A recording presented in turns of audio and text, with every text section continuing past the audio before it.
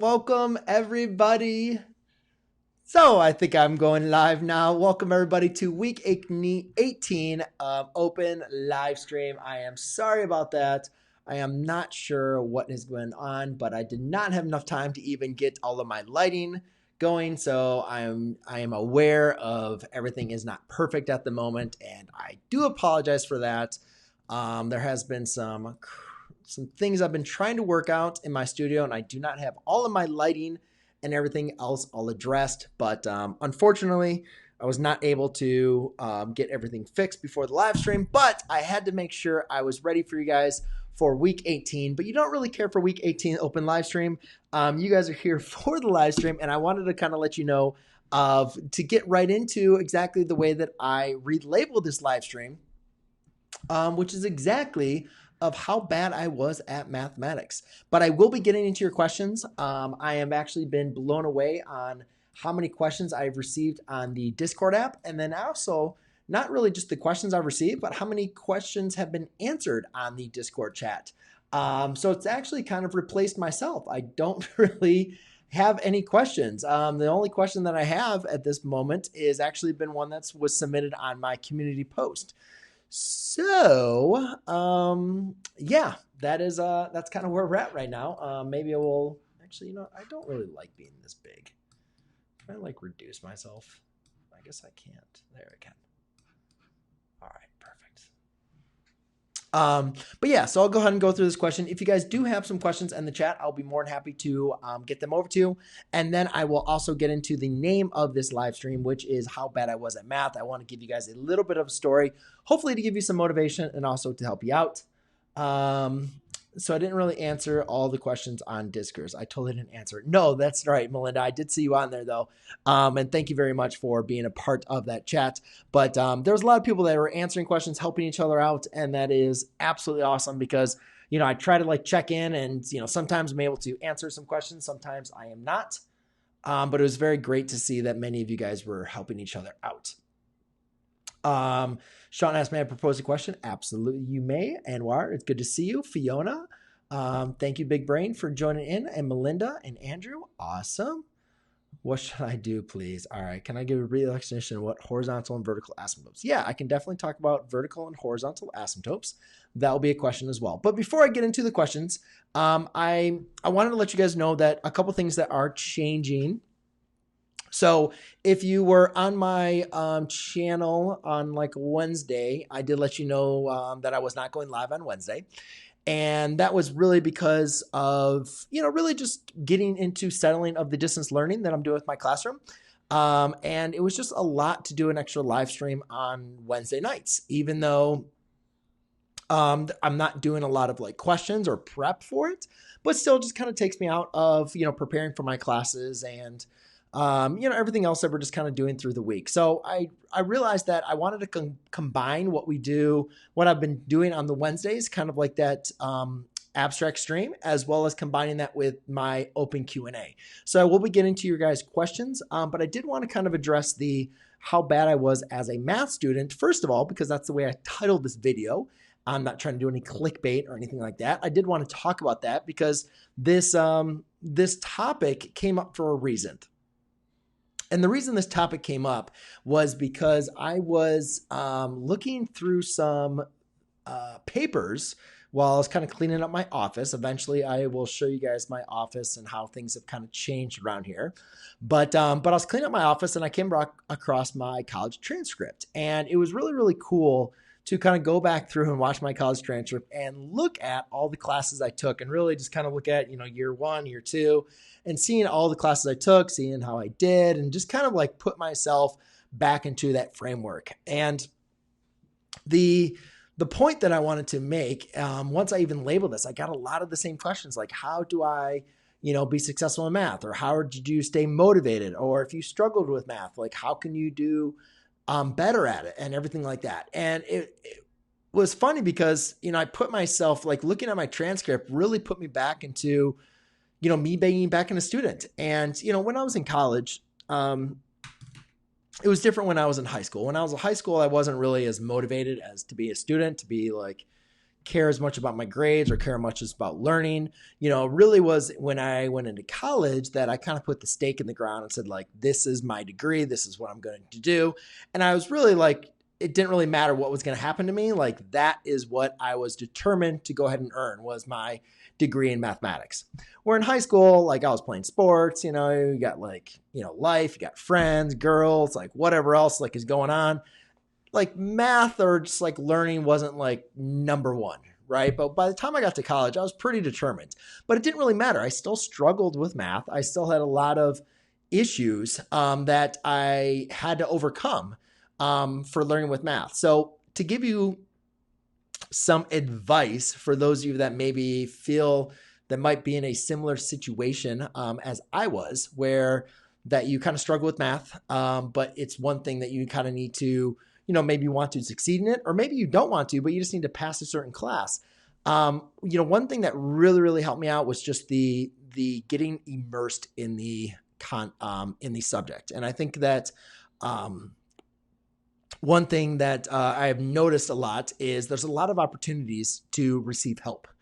And I think taking advantage of that and, you know, not feeling that it's bad to ask for help is something that's very important. I even asked my students this on the last test after they finished it. You know, I gave them like a little, you know, kind of survey. And one of the questions I asked is like, do you feel like I don't want to ask questions because you feel stupid? And there's a, you know, decent amount of students that click that, you know, there's something that, you know, I think if it's around your friends or even just people that you're around, like you don't want to feel inferior or feel stupid that you don't understand something. Even when it's like mathematics, when everybody, it's like almost kind of cool, you know, for a lot of people are like, oh, don't understand math. Math is hard. Like, you know, that's fine. But I think there's still a lot of people that are afraid to ask the questions. And I think that was one of the things that really, really helped me grow, was when I kind of avoided that label, you know, and especially for me, like when I was in college, it was embarrassing to have to go and get help, right? Because I'm supposed to be a math major. I'm supposed to be going to get a math degree, and I'm going to the tutor lab for like, you know, pre-calculus and algebra 2 and all that kind of stuff. But, you know, I was so determined to not just like get a good grade, but to understand everything. And if I didn't understand something, I wanted to be asking questions. And so that's what I did. I immersed myself in the content. I was constantly doing math. Every single day I was going to the tutor lab. Every single day I was asking questions, and I didn't feel bad about it. Like I was just determined that I was going to succeed. And I think a lot of students that, you know, struggle with mathematics there's a couple things. One is, you know, it was actually funny. Somebody was asking me for advice. They're like, hey, what's some advice? And I was like, two things that I literally just, it gave you right now that I didn't even plan to. One, practice. Just getting into the content, practicing the material, right? I mean, a lot of people watch a video or watch me explain something like, oh, you're so good at it. I'm like, no, I'm not very good at it. But when you do something like 50 times, of course you're going to make it look easy, right? So you don't need to do something 50 times to understand it, nor do you have to do something, you know, 50 times to be good at it. But I think the fact of just going through the content, going through the examples, the processes is going to help you get better at it, of course, just like anything else, especially like in sports. There's always that great analogy, right? But then the other thing is just asking questions. You know, I think that is one of the beautiful things that I found about mathematics is when you start to get curious about mathematics, why things work, why things happen the way they do, you start to unlock a lot of doors where it really starts to drive your curiosity and open more doors to like, wow, I can now see why this is connected to this, why this works. And, you know, don't want to say it, but maybe you might start liking some things more than what you really had previously might have thought. And I can say for my own own experience, that was definitely the case. Like the more I actually started to understand what was going on and like how things, like once they started to work, I'm like, oh, this is why this works. This is how this is start to be connected. Like that's where I was like, I just want to keep on learning this stuff, you know? And I almost didn't even go into teaching because I just wanted to continue my education. Like that's how curious I really became. And it's actually kind of one of those sad things too, because once I became a teacher, I kind of like stopped a little bit, right? I mean, obviously I've gotten to learn a lot about different mathematics from a teacher's perspective. I mean, it's actually opened the doors enormously for me, but there's also a lot of higher level mathematics that, I didn't get to pursue.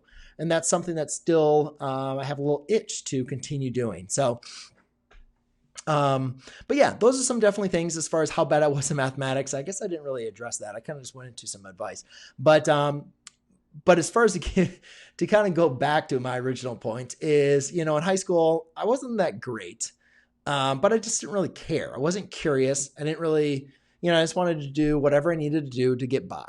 And then, so I was like C, B level math student. And then once I got into college, though, I decided I really wanted to become a math teacher. And I was absolutely determined to learn everything I need to do math. And it wasn't just about like, passing wasn't good enough. I needed to understand everything I needed to know.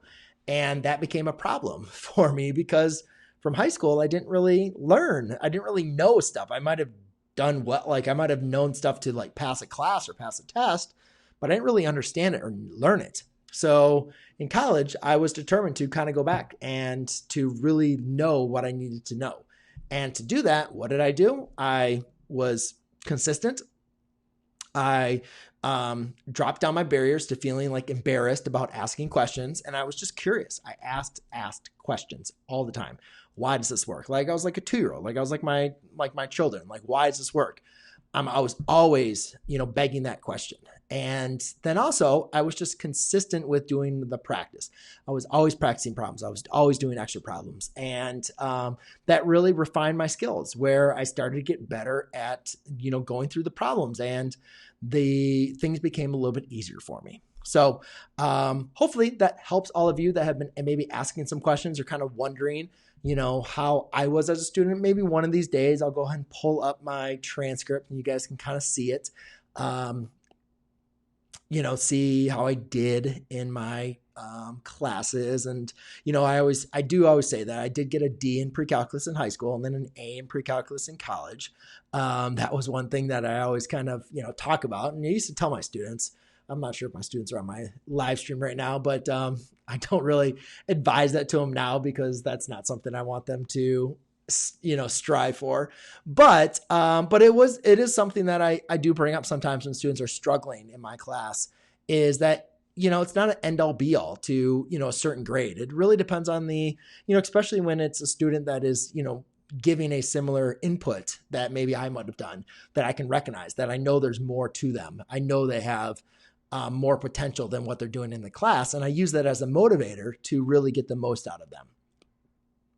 Definitely not one that I encourage them to just slack off in my class. So anyways, that is a little bit of our intro.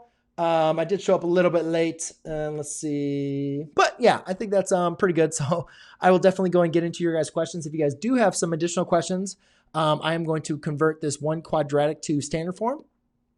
Otherwise, I'll be more than happy to maybe address some questions you guys have on the chat here as well. So Thomas asks, what kind of drugs do you recommend? I do not recommend any drugs, Thomas. What college did I go to? Big Brain says, I went to Western Michigan University. Well, hi, Rajan. How are you? Hamza, I love you too. Thank you so much. I'll start breathing heavily, look at my math problems. Yeah, it's one of those crazy things. I've definitely been there a lot. All right. Can you please summarize real numbers? Or that's a lot to summarize. I don't really like doing summarizing over summarizing on the live stream. But if you do have some questions, I mean, this is kind of like the open Q&A. So it's a lot easier for me to like address a certain question. For instance, like the standard form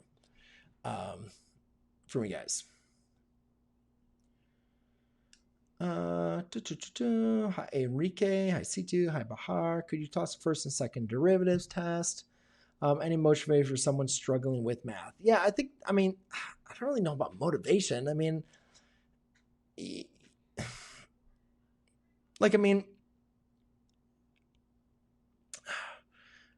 like, what is the motivation? I mean, I think motivation always has to come from within, right? So, like, for instance, I look at my high school. Like, my only motivation in high school was to get a good grade. And I wasn't really motivated by that. I didn't really care about that, right? And I literally didn't. I was like, all right, whatever. Like, as long as I got a good enough grade to go to college or, to be eligible for sports, like, I was cool. I did not care anything more than that.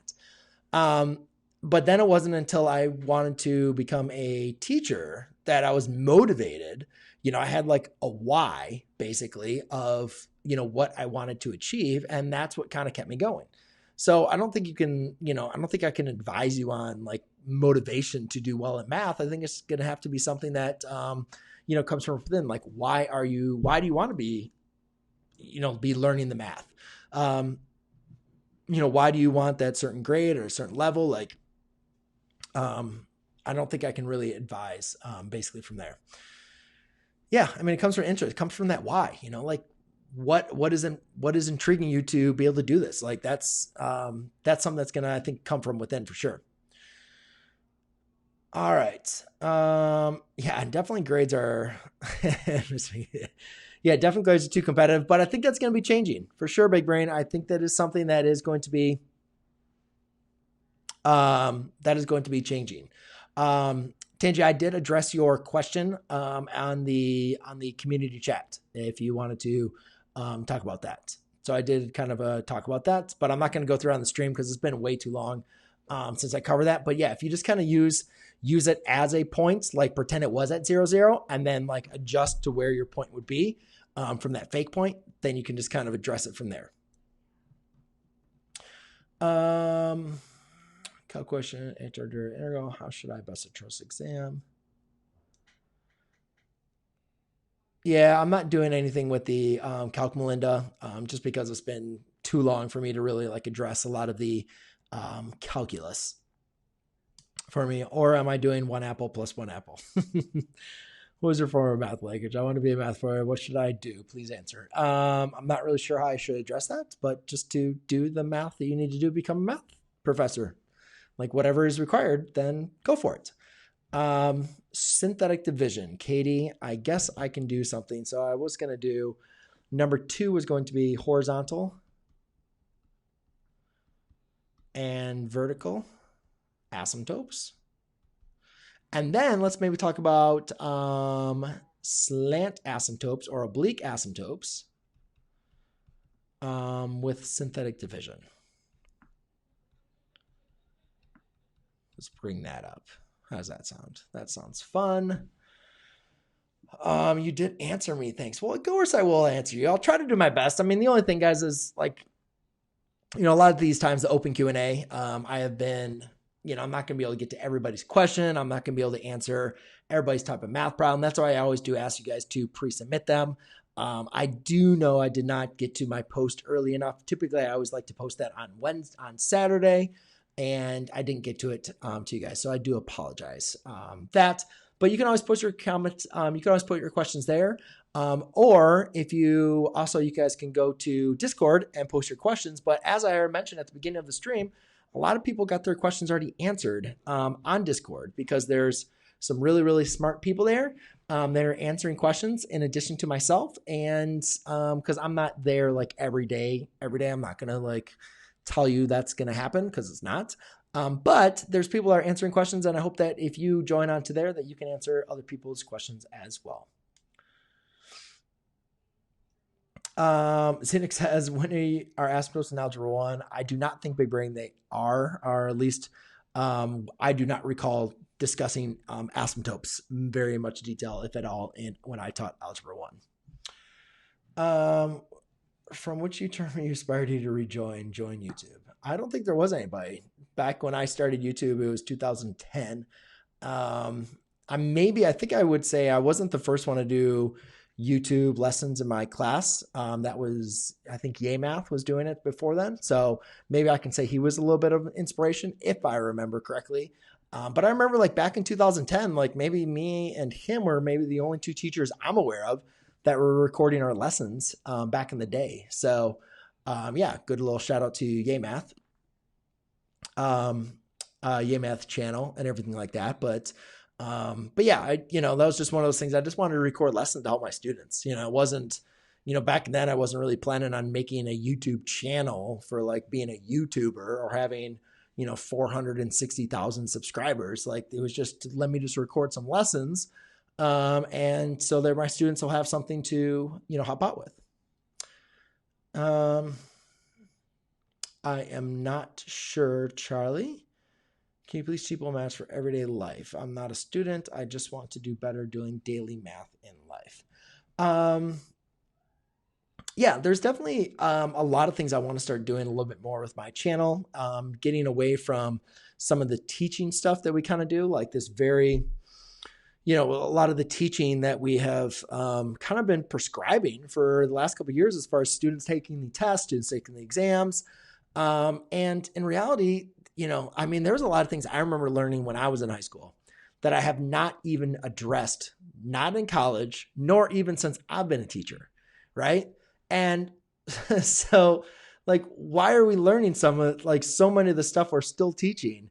And, I know like in pre-calculus, like obviously I want some of my students to do, some of the students are going to calculus, right? Pre-calculus, obviously.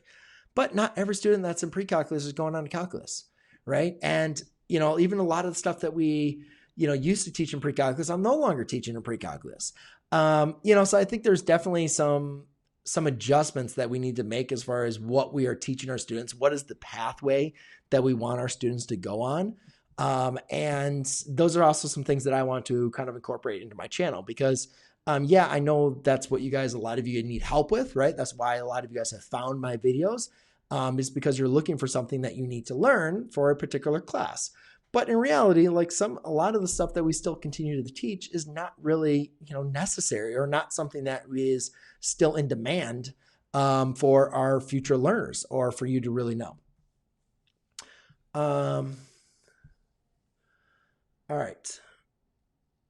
High school question. I'm not really sure with the questions. Your thumb. Oh, that's very good. I do like that, General Secretary. Awesome. Do you find that most of your students are underinterested in your class rather than on the internet? Where is it? Ram, I'm just kind of reading your question. Yeah, I think there's a lot of students that are not really as like fully interested in the class.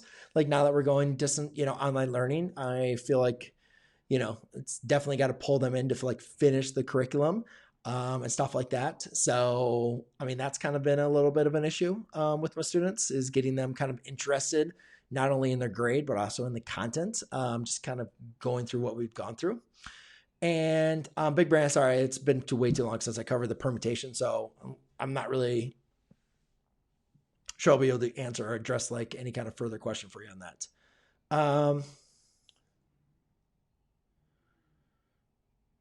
Yes, very good. I like that, Nick Tag. Awesome. Yes, I am from the United States. Can you name topics that are not worth teaching? No, I don't really want to get into that corner. Thank you for trying to put me in that one, though, Joe. It's not so much that they're not worth teaching. It's just here I'll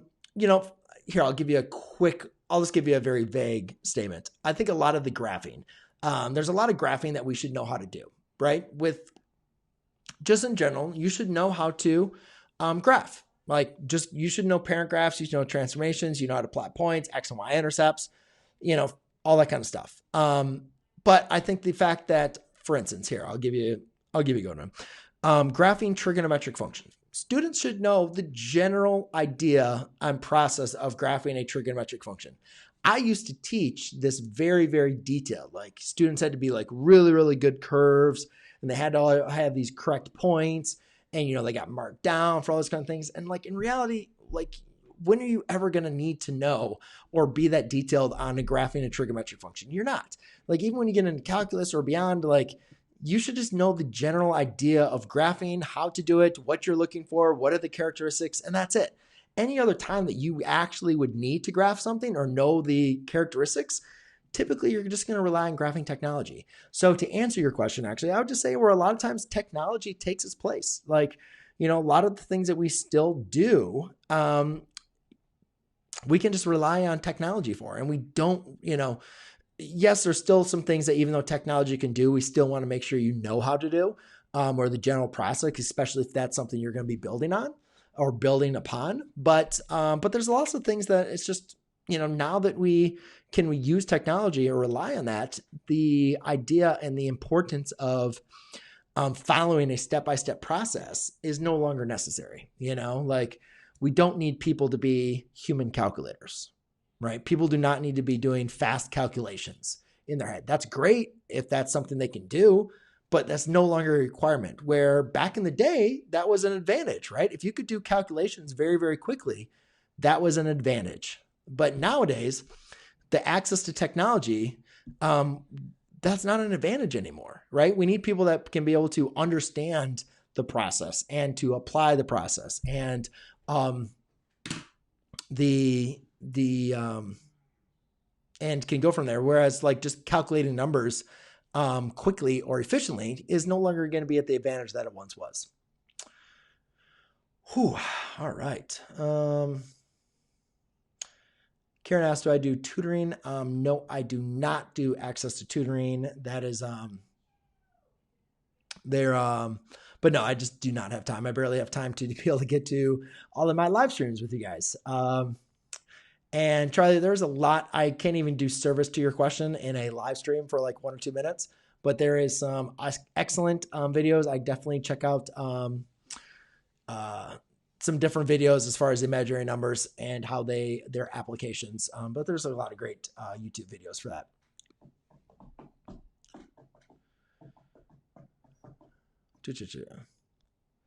Well, thank you very much, Blue Games. Happy to help. Yes, I can. Maybe. I don't know. I have 3 questions. I'm not sure how many more questions I'll be able to get to, but maybe. What times do you usually go live? So, well, thank you, Abigail, for joining in.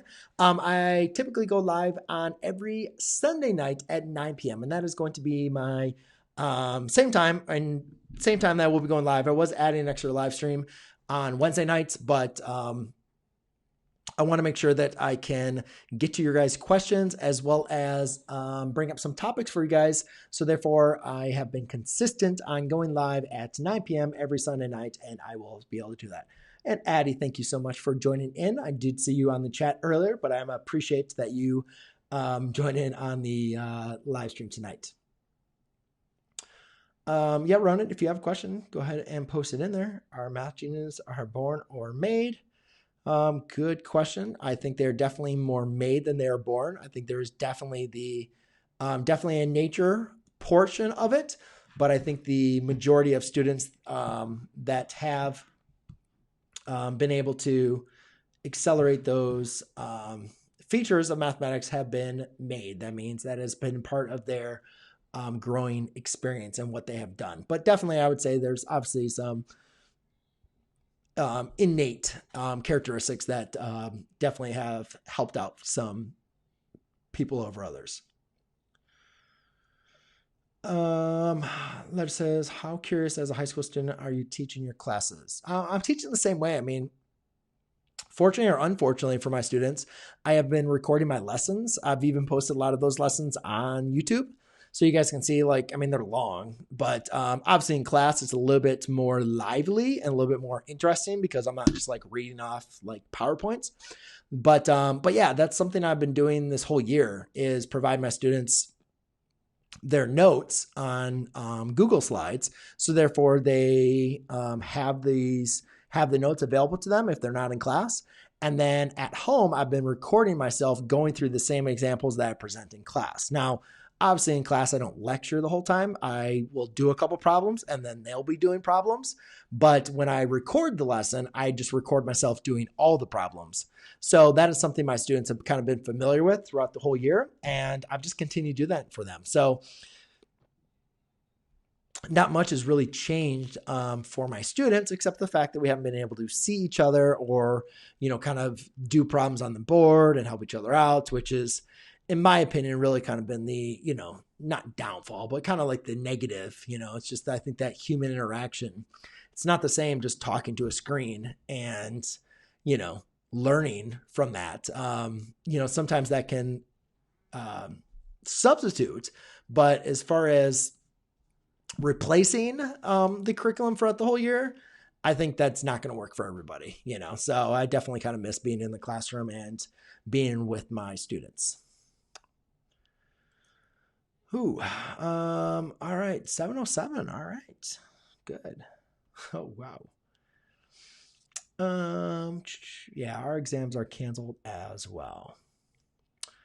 Marissa, how do you graph the linear system of inequalities? It'd probably be easier if you had a system of inequalities, but you're just going to graph them as a system of equations and then use test points. And as long as your two equations or inequalities don't go through the point 0, 0, I would plug in 0, 0 in, and then maybe determine if that is going to, if it's going to be true or not. And if it's true, then you're going to shade towards that test point. But if you have maybe a question, maybe you can let me know on that. I do have a ton of videos on graphing systems of inequalities, but that you can also check out on my channel. So, all right, guys, I have been a chatterbox for a long time now. So let's go and get into some math.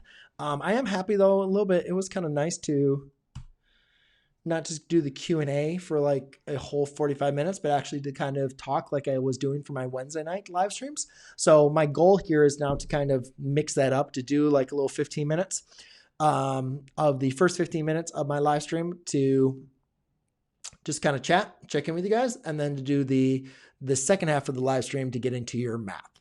All right. So let's go and get into the open Q&A, guys, and I'm just going to cover these three problems. I do apologize if you did have some questions, but make sure, guys, if you do have questions or you're just joining into the live stream, I am going live every Sunday night at 9 p.m. You can go ahead and ask your questions on my community chat when I post the live stream link, or you can go and submit your questions to my Discord server, which is a link in the description below.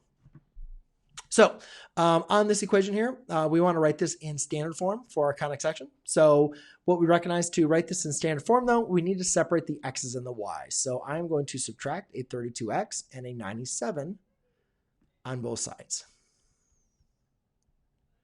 All right, so now I have a y squared minus 2y is equal to a negative 32x minus 97. All right, now to write this in standard form,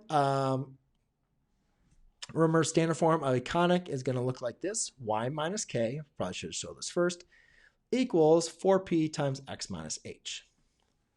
All right, so that means I need to create a binomial squared. So I'm going to do that by completing the square.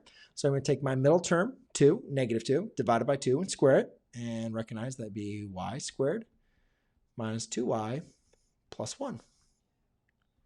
So I completed the square. And remember, whatever you do on the left side, you have to do on the right side. Okay, and then I can factor that down to y minus 1. Y squared equals, let's see, that's a negative 32x minus 96. Now, please be careful. Notice that the standard form has a 4p. And notice that 4p has been factored out, right? So that means I need to factor out a common term here, which in this case is going to be negative 32. This would be y minus 1 y squared equals a negative 32 times x plus 3, right? Because 3 times negative 32 is going to give you a negative 96. And now that is in your standard form, where you could say that 4p is equal to a negative 32 if you needed to go ahead and solve for p. The vertex, here, let's just do that. The vertex here is going to be a negative 3, 1. All right. So with this information now, you should be able to graph, identify the vertex, the directrix, and the focus. All right, so in this one, the student was asking for, talk about the horizontal and vertical asymptotes. So what if the second term can't be factored out? Everything can be factored out. Everything can be factored out. Even if that was like a 97, just for instance, sorry, I just saw Rambo, I saw your question, like, what do you mean if you can't factor it out? You can factor it out. Like, even if this was a 97, like, let's just pretend this was a negative 32 x plus a 97. Well, you can still factor out a negative 32. It's just now going to be a 97 over 32, right? Because when you multiply negative 32 times a 97 30-seconds, that's going to give you, oh, sorry, that's supposed to be a negative, isn't it? Then that's still going to give you a positive 97. So yes, it can still be factored out. Even if it can't be factored out evenly, you can still factor out the negative 32. All right, so now let's go and talk about the horizontal and vertical asymptotes. So let's try to do this question justice here in a couple of minutes. So when you're going to have horizontal and vertical asymptotes when you have a rational expression, basically meaning when you're going to have a expression in the numerator as well as in the denominator. So let's go with the question here. If I had x squared minus 1 all over, let's do this now. There you go. So if I had x squared minus, let's do 4. Okay, so here we go. Actually, let's change that. Okay, so let's say we have a function here. F of x equals x minus 1 over x squared minus 1. So just to remember that our vertical asymptotes are going to be the value that's going to make the denominator equal to 0. But be careful when you're simplifying this, whenever you're trying to identify asymptotes, you want to make sure your asymptotes are not going to be wholes. So to do that, you're going to want to make sure that you factor out your expression first. So my numerator cannot be factored out any further, but my denominator can be factored into an x minus 1, x plus 1. That's very important because what you'd recognize is the x minus 1s are going to divide out, leaving you with the expression x plus 1. All right, so in this case, what we can identify, there's a vertical asymptote at x equals negative 1. Why at x equals negative 1? Because negative 1 is the value that makes the denominator equal to 0. Right? So when you plug in negative 1, that makes the denominator equal to 0. That's a vertical asymptote. Well, what about at x equals 1? Because if you plug in 1 into the original expression, that also makes the denominator equal to 0. But hopefully you recognize the expression where 1 would make the denominator 0 got factored out. That is what we call a removable discontinuity. That is called a hole. So just to remember that when we're looking for vertical asymptotes, we are looking for when the denominator is equal to 0, and we're also looking for values that are not going to be divided out. Okay, so they have to equal 0 and they cannot be divided out. Now, as far as identifying the horizontal asymptotes, we're basically looking at 3 scenarios. So scenario number 1, so that's for vertical asymptotes. And then for horizontal asymptotes, we're looking for 3 scenarios. Basically, 1, when the degree in the numerator is going to be less than the degree in the denominator is going to be less than the degree in the numerator. So for instance, if I had what we had here, if I had x minus 1 over x squared minus 1. So here, the horizontal asymptote is going to be at y is equal to 0. So anytime the degree in the denominator, the degree, is less than the degree in the numerator, then your horizontal asymptote is going to be equal to 0. Station number 2. What about when the degree in the numerator is equal to the denominator? So for instance, what if I had x squared minus 1 all over x squared? Well, now, in this case, you can see that they both have the same degree, which is 2. So therefore, the horizontal asymptote is going to be y equals 1 over 1, which is leading coefficient over leading coefficient, which will just be 1. So when the degrees are the same in the numerator and the denominator, your horizontal asymptote is going to be the ratio of your leading coefficients. Now, what about when the degree in the denominator is less than the degree in the numerator? So this is going to be number 3. Well, in situation number 3, there is no horizontal asymptote. So that could mean it could be a hole, or it could mean that there is a oblique or slant asymptote. So how can you identify that? Well, let's go ahead and take a look at, let's do a simple question here. What if this was x divided by x squared minus 1? All right. So if this was the case, then we can divide our x into our x squared minus 1. Now, to do this, you could either use, well, actually, in this case, we can just go ahead and use long division, or you could do, synthetic division. But the student actually wanted me to do synthetic division, so let's just go and do some kind of random problem here. Let's just change this up. Let's do x squared. Let's do one that's a little bit more.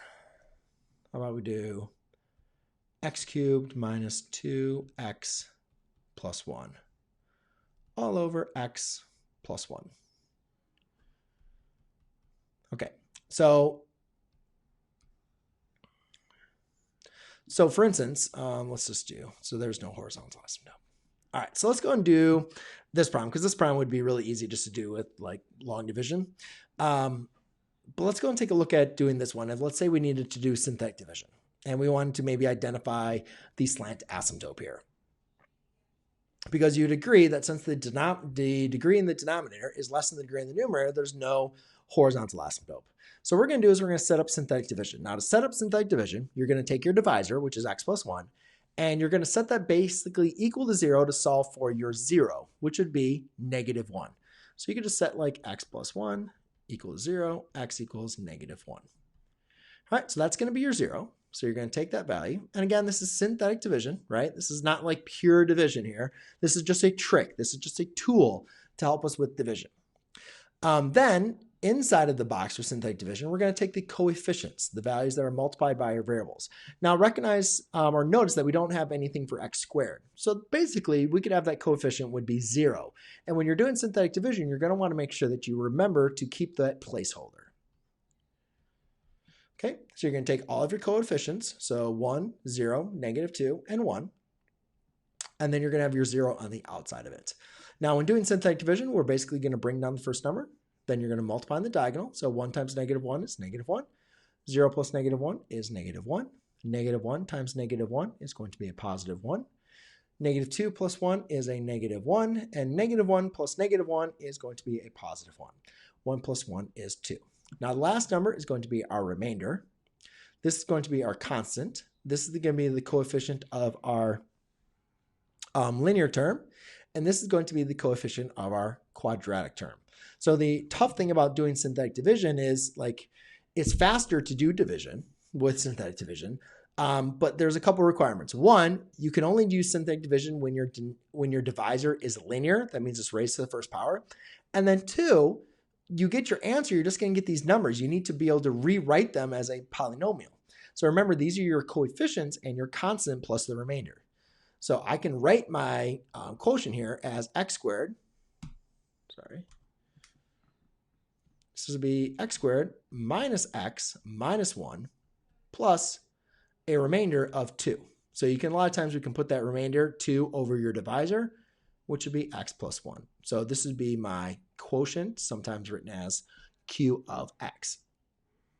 So hopefully that helps you guys out. And I do know that some of you guys have joined in. Hi, Math Legend. Good to see you. This is the first live stream that I'm in. Well, great. Happy to join you.